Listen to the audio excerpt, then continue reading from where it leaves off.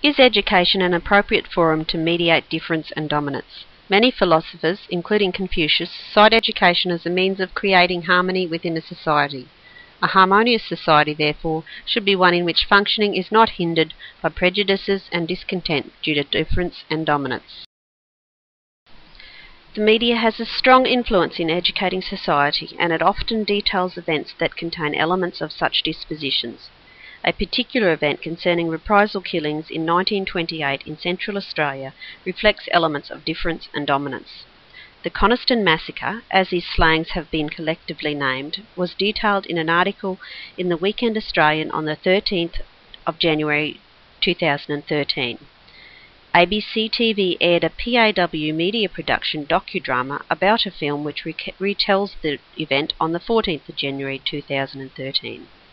The filmmaker was Francis Jeparula Kelly.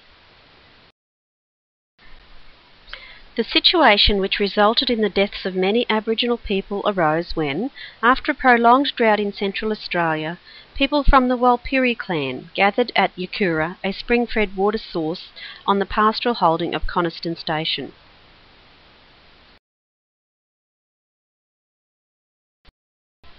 A small family group of Walpiri people were amongst those settled at the spring. The patriarch of this group was called Bullfrog. Amongst the campsites was a white dingo trapper called Frederick Brooks. Brooks was with two Yappa boys who set the traps and scalped the ensnared dingoes in exchange for rations. Bullfrog and his family had not had any exposure to white people, but they knew Brooks would most likely have the highly prized tobacco, which Aboriginal people chewed for moisture. Bullfrog ordered one of his wives to ask Brooks for tobacco, and Brooks concurred, providing the woman first gather the firewood and clean his campsite and clothes. Brooks took the domestic relationship further and initiated sexual advances on the woman.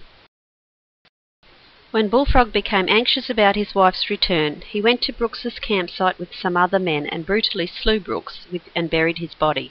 The men then fled, leaving their families at the campsite. When Brooks's body was found, a government appointee, Mounted Police Constable George Murray, as official protector of Aboriginals, set out from Alice Springs to locate the camp and detain Bullfrog for questioning. Contrary to orders, Murray and his deputised posse of local settlers opened fire and killed all who could not flee in the melee of gunfire. Ensuing strife at neighbouring stations was met with the same violent retaliation. Murray and Nugget Morton, a pastoralist from the neighbouring release, continued to hunt Bullfrog. They conscripted Alec Wilson as tracker and interpreter. The group proceeded to indiscriminately slaughter the many Indigenous people they located in the area. Murray was never punished or dismissed from his role, nor was Bullfrog ever captured. Dominance due to difference occurs in many relationships throughout the story. Dominance occurs when one party in the relationship, which can be intimate or circumstantial, holds a position of perceived power, either willingly or circumstantially, over another party in the social construct. This power is assumed due to the ascription of superiority and the coinciding assumption of inferiority by particular members in the relationship. The reasons for these ascriptions of either role could stem from perceived biological, environmental or social deficits. Resultant behaviours when interacting within the social context impact freedom and liberties of individuals belonging to the group. Disharmony occurs when members of the group are perceived to break the unspoken guidelines that are specific for each member, dependent upon their location in the group. How each participant reacts to this perceived disobedience of normal expectations and behaviours can be further impacted by biological, environmental and social factors. Descendants of the massacre victims say the dingo trapper broke their matrimonial laws and was murdered by Bullfrog and the others as a matter of the Walpiri people's pride. Using this precedent, participants of the story ascribe to or are ascribed specific positions within the group, and these positions have a value placed upon them in relation to the others they interact with. Specifically, Murray holds an authoritative role and his dominance over the other characters in the story is assumed and asserted violently. Morton assumes dominance over the Aboriginals perhaps by association with Murray, and possibly due to innate Darwinian racial prejudices. A near-fatal tussle with local Aboriginals may have increased his dislike and distrust of them and thus permitted his willing assumption of superiority. Bullfrog held an authoritative position in his family group, and this ascribed his wife as subservient. Her adherence to this role may have been due to her awareness of traditionally violent disciplinary responses to disobedience. Similarly, her obedience to Brooks may have stemmed from fear, thus his role is perceived as dominant to hers. Brooks' dominance over the boys was most likely due to fear on part of the boys. The unwilling and non-violent participant Wilson was coerced into his role as tracker, perhaps due to his respectful consideration of authority of Murray's position. How might education mediate difference and dominance? Dominance is a role that is assumed due to a perceived deficit of the non-dominant. This perception of inadequacy stems from the non-dominant being different. Difference is the basis of prejudice. Education can be manipulated to deliver learning episodes which enable the learner to appreciate difference and simultaneously become aware of the aspects of commonality that alter the perception that difference is alien or inferior. Details of the Coniston Massacre could be utilised to assist the learner to identify dispositions and behaviours that could lead to the perception of difference and thus dominance. This will provide a foundation for comparison and the negation of concepts of inferiority through acknowledgement of qualities of sameness. The event also demonstrates the impact of prejudices in society, which avails the opportunity to learn from such a destructive situation. To utilise the event to educate about difference and dominance, the following learning lesson outline could be applied. Introduce the concept of difference. Prompt students to provide their own definitions. Gather articles from the school environment that could be used to symbolise positions of majority, minority, smallness, largeness, strength, and weakness. This provides links for the students to their own lives which assist meaningful learning. Classroom chairs are a resource that could be used here. Select a variety of chairs from around the school. Obtain 2 chairs, perhaps from the prep classroom, several classroom chairs, all the same size and colour, a different coloured chair, perhaps a library chair, and with permission from the principal, the office chair. Most students would be aware of the source of this chair, and it is most likely to be large and strong in colour and structure.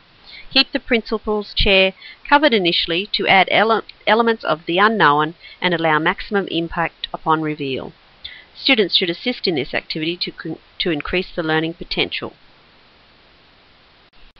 Place the classroom chairs in a group and locate the 2 prep chairs and the library chair at different positions amongst the classroom chairs. Ask the students to consider characteristics of the chairs in front of them. Use the whiteboard to brainstorm and complete a T-chart to list similarities and differences between the chairs. Students may wish to describe their answers to encourage further participation. Introduce the other key concept, dominance. Focus on majority, perceived value, social placement and size. Reveal the principal's chair and place next to the prep chairs for impact. Brainstorm how this chair could be dominant. Provide students with background knowledge about the Coniston Massacre story. Ask the students to suggest where difference and dominance might be present. Watch the first section of Mr. White and the 7 Aboriginals. Once upon a time, a long time ago, there was a big farm. On this farm lived a tall man called Mr. White. Mr. White's farm stretched from the bottom of Australia up to the middle of the land, from the west of the land and far into the east. When all the water holes went dry, other people came to the farm for water from under the ground. One year, Mr. White shared the farm with 7 leaders from Aboriginal family groups. The leader of one family group was called Bullfrog. Bullfrog and the other leaders lived at a camp over the hill with many other Aboriginals who were family. The 7 Aboriginals and their families rarely saw Mr. White and did not know any other white Australians. One day, a wicked dingo trapper came to Mr. White's farm. The dingo trapper hurt a woman in Bullfrog's family, and he became sad and angry. Bullfrog and the other Aboriginals took their spears and killed the dingo trapper. When the dingo trapper's body was found, the police came on horses to capture Bullfrog and the others. When the police found all the Aboriginal families at their camp over the hill, they shot and killed them. But they didn't kill Bullfrog. Pause the movie and, using the e-board to introduce De Bono's thinking hats, complete the activity to extend and refine.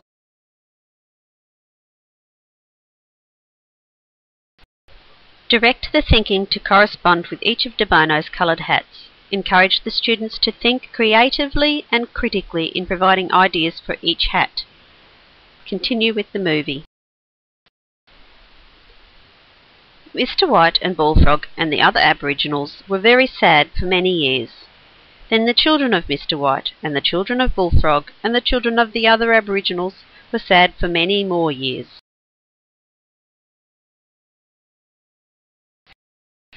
One day, after a long time of sadness, a wise man from the government came to see the grandchildren of Mr. White, and the grandchildren of Bullfrog, and the grandchildren of the other Aboriginals. He told them what had happened was wrong, and asked the children of Mr. White, and the children of Bullfrog, and the children of the other Aboriginals to come together and work out how this could be stopped from ever happening again. So the children of Mr. White, and the children of Bullfrog, and the children of the other Aboriginals, and the wise men from the government lit a big fire and sat down together. The children of Mr. White and the children of Bullfrog and the children of the other Aboriginals and the wise men from the government sat and talked all through the day. They sat and talked all through the night. They sat and talked all through the next day as well. Then they sat and talked even more. They sat and talked through the next night too. By now, the children of Mr. White and the children of Bullfrog and the children of the other Aboriginals and the wise men from the government were very tired. The wise man from the government then said, "Sorry." He said sorry for the government. He said sorry for Mr. White. He said sorry for Bullfrog. He said sorry for the other Aboriginals. Then he said sorry for the wicked dingo trapper. Suddenly the sun seemed brighter. The children of Mr. White smiled, and the children of Bullfrog smiled, and the children of the other Aboriginals smiled, and the wise man from the government smiled too. Even though they were still tired and had sat and talked so much, the children of Mr. White and the children of Bullfrog and the children of the other Aboriginals and the wise men from the government stayed by the campfire and sat and talked some more, because they still have a lot of sitting and talking before everyone lives happily ever after. Ask the students to recontextualise the story, focus upon reconciliation and the removal of difference as a basis for prejudice by identifying the sameness in the characters. Consider dominance versus leadership.